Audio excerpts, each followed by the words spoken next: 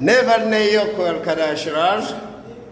Bugün Türkçe sayrare öğreneceğiz. Türkçe sayrare nasıl okunduğunu biliyor musun? Hadi bakalım. Leo tujifunze utamkaji wa namba za Kituruki kwa Kiswahili, kwa tafsiri yake Kiswahili. Kwa hiyo tutaangalia namba sisi tunavyotamka 1, 2, 3 mpaka huko mwisho. Wao Waturuki wao wanatamka vipi namba? Tamam eh?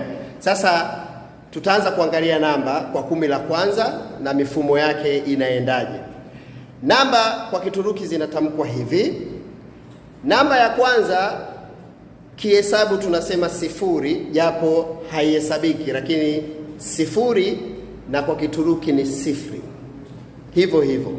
Na namba moja kwa Kituruki hutamkwa bir. Na namba 2 utamkwa ikie. Namba 3 utamkwa uch. Namba 4 utamkwa dört. Namba 5 utamkwa beş. Na namba 6 utamkwa arta.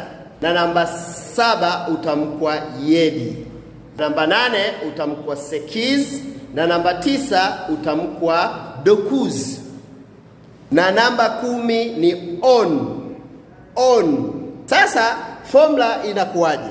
Formula tunapotaka kuendelea kutoka 10 kwenda namba inayofuatia, maana yake tutaanza hiyo 10 alafu ndo tutarudi kwenye mfumo wa namba moja. Kwa hiyo kanuni ni kwamba umeshafika 9 ukaingia 10, maana yake inayofuata ni 11. Kwa 11 utajwa kwa kuanza na namba 10. Kwa hiyo utahitaja 10 utaiweka na namba moja.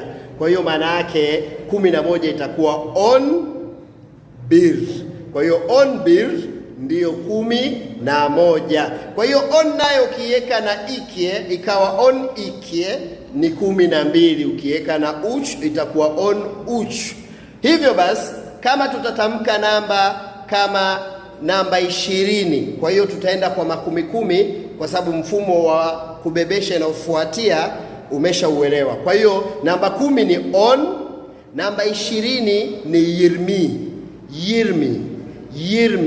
Kwa hiyo yirmi ni namba 20.